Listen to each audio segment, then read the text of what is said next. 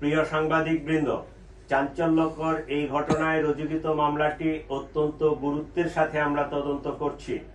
Print মিডিয়ার প্রিয় সাংবাদিক বৃন্দ, আসসালামু আলাইকুম। আশা করি আপনারা ভালো আছেন।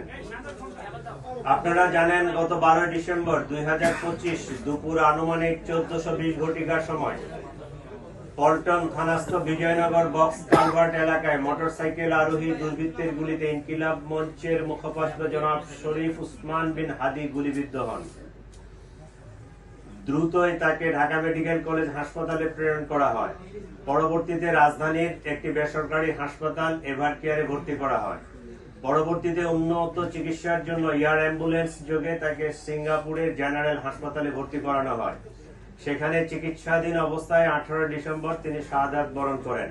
ইন্না লিল্লাহি ওয়া ইন্না ইলাইহি রাজিউন। আমরা তার বিদেহী আত্মার মাগফিরাত কামনা করি। আল্লাহ তাকে জান্নাত নসিব করুক এবং তার পরিবারকে এই শোক সইবার মতো শক্তি ও সামর্থ্য দিক।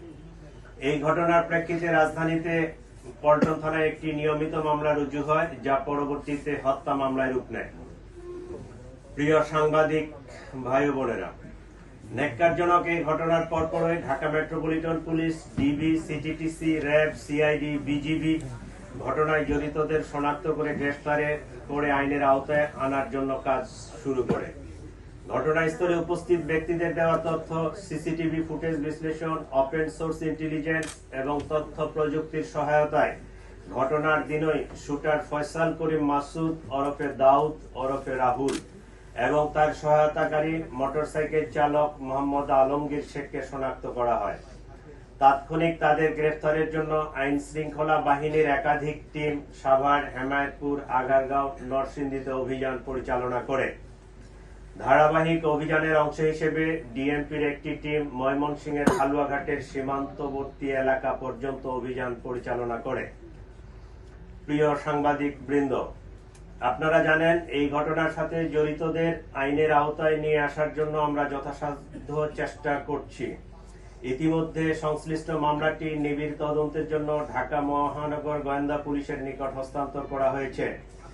তদন্তকালীন এই যাবৎ এই ঘটনা সংগঠনে পরিকল্পনায় অংশগ্রহণ, ঘটনায় ব্যবহৃত অস্ত্রগুলি লুকানোর সাথে জড়িত, ঘটনার মূল দুই হোতাকে পলায়নে সহায়তাকারী সহ মোট 11 জনকে আমরা গ্রেফতার করতে সক্ষম হয়েছি। গ্রেফতারকৃতরা হলো হুমায়ুন কবির, ফয়সালের বাবা; হাসি বেগম, ফয়সালের মা; শাহেদা পারভিন সামিয়া, ফয়সালের স্ত্রী; ওয়াহিদ আহমেদ শিপু, ফয়সালের শ্যালক; মারিয়া আক্তার লিমা, তার বান্ধবী; মোহাম্মদ কবির, নুরুজ্জামান নোমানী ওরফে উজ্জ্বল, সিবিয়ন দিও, সঞ্জয় চিসি, মোহাম্মদ আমিনুল ইসলাম রাজু, আব্দুল মান্নান।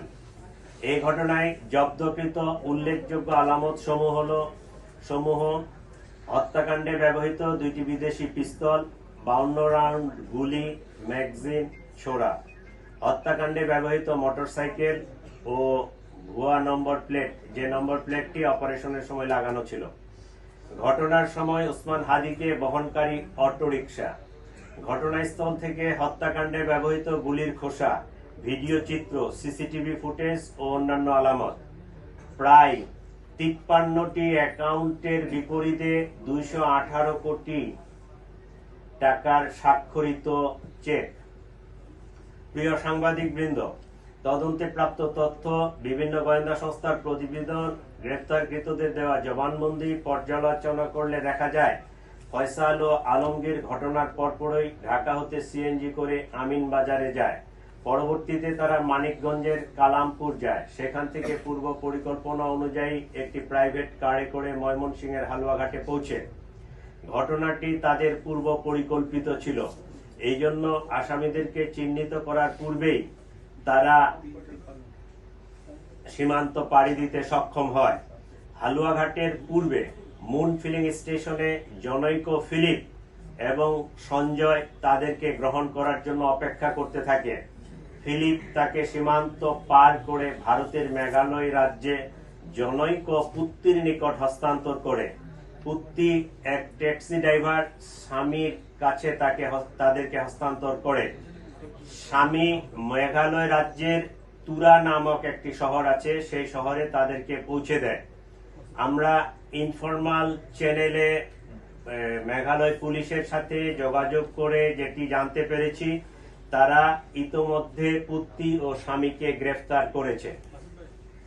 আমরা সন্দেহ করি আসামিদ্বয় অবৈধ পথে সীমান্ত পাড়ি দিয়েছেন।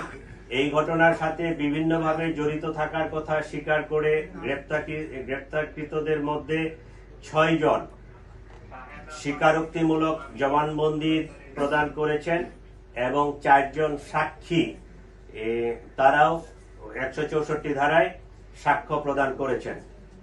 প্রিয় সাংবাদিক বৃন্দ, চাঞ্চল্যকর এই ঘটনায় রুজুকৃত মামলাটি অত্যন্ত গুরুত্বের সাথে আমরা তদন্ত করছি।